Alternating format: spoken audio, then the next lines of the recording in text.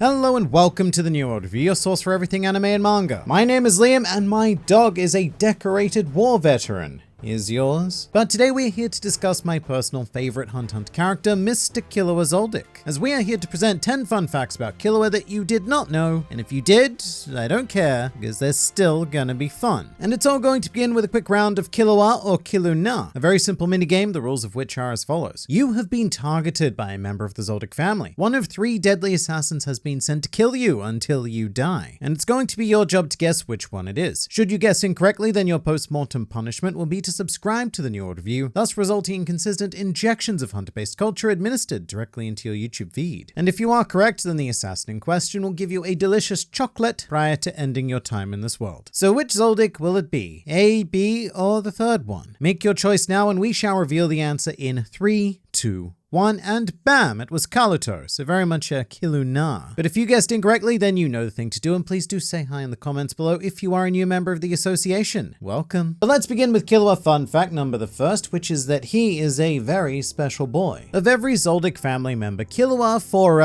for some reason, is the only one who was never taught Nen as a child, which is particularly odd because his younger brother Kaluto was practically a Nen master by the age of 10. Meanwhile, Killua was only introduced to Nen at the age of 12 and not by his family. In fact, he'd never even heard the word before. Sure, he'd experienced various forms of Nen like Killua's brainwashing, but he still had no idea exactly what it was. With that said, a complete lack of proficiency in the only power system available in the series did very little to stop Killua from developing his own series of highly deadly techniques, the most obvious of which is the Rhythm Echo, which is a bit of a Zoldyck family staple, but in a more unique capacity, Killua also somehow gained access to the ability to morph his hands into claws, which theoretically could be use of Nen because we have seen similar effects achieved via basic enhancement. However, Killua has been confirmed not to have been a Nen user at all during the time of the Hunter exam. And when I say confirmed, I mean that, look, it was stated in a data book, which take that for what you will, but it has led to a very intriguing theory that Killua may not be completely human and that he may in fact possess DNA of a magical beast. And as for the technicalities of how such a thing could happen,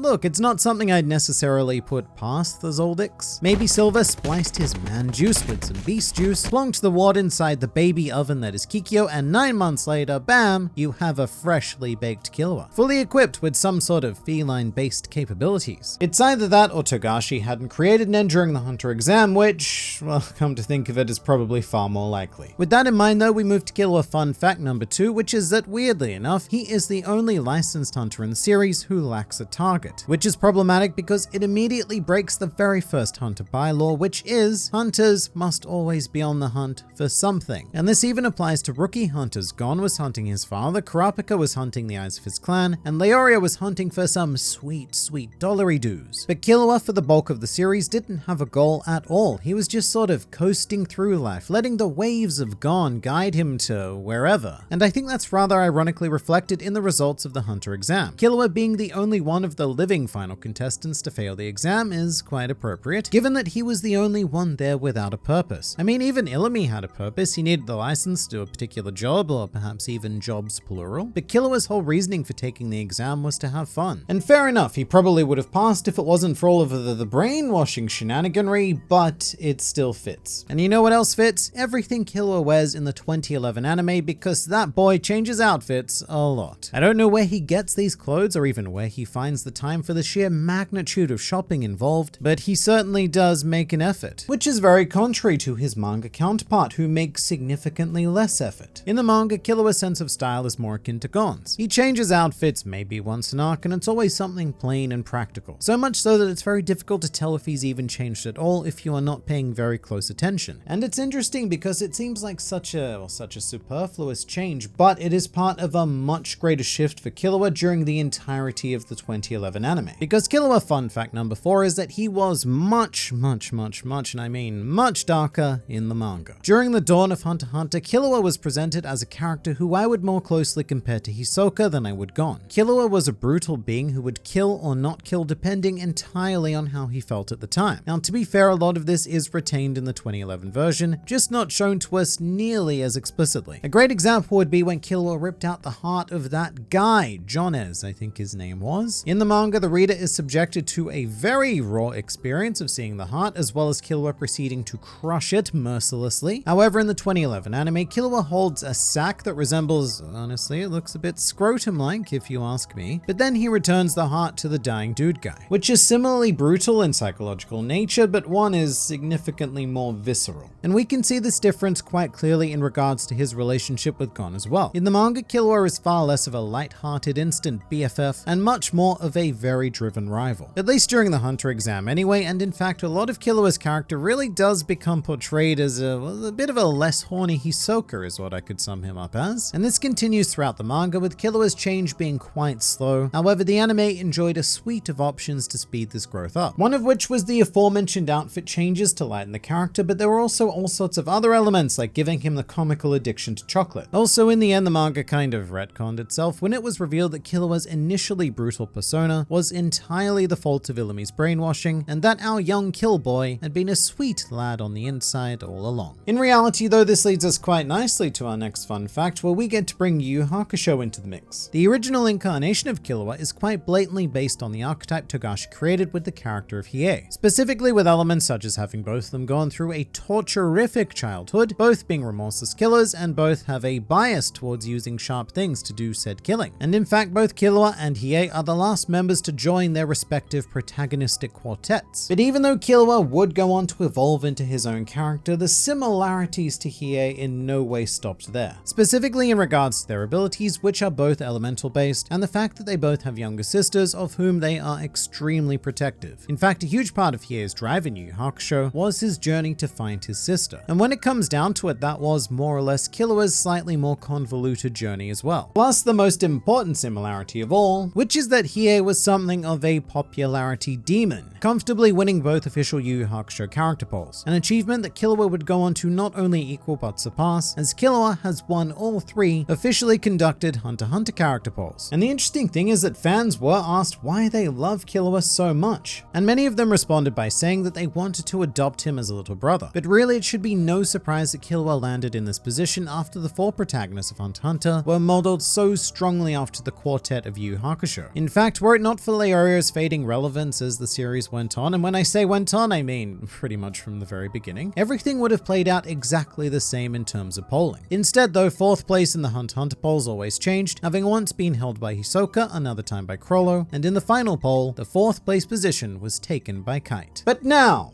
birthdays. Killua was born on the 7th of July, which seems like a rather insignificant date to us uncultured Western swine. However, this happens to be a day celebrating Tanabata in Japan, also known as the Star Festival. This event is designed to celebrate the meeting of the deities Orihime and Hikoboshi, 2 lover-type things who were separated across the literal universe and only allowed to meet on 1 day a year, obviously being the 7th of July. And this is significant because it ties into Killua in a number of different ways. The story of Orihime and Hikoboshi can be very easily applied to Killua's meeting with Gon and the rather intense friendship that would develop before their ultimate separation. Alternatively, it could also apply to Alaka and Killua's forced separation. Either way, it wasn't just some randomly chosen date, unless you watched the 1999 anime, in which case it kind of was, where for some reason Killua's birthday is arbitrarily stated to be the 15th of June, a day where nothing particularly special happens whatsoever. But the 1999 anime makes a lot of weird addendums to Killua, which is very much our next fact. 1999 Killua is weird. So one thing we've already experienced in the Fun Facts About Gon video is that Killua is something of an adult film connoisseur. By the very curious age of 12, Killua had been in a lot of cheap hotels, which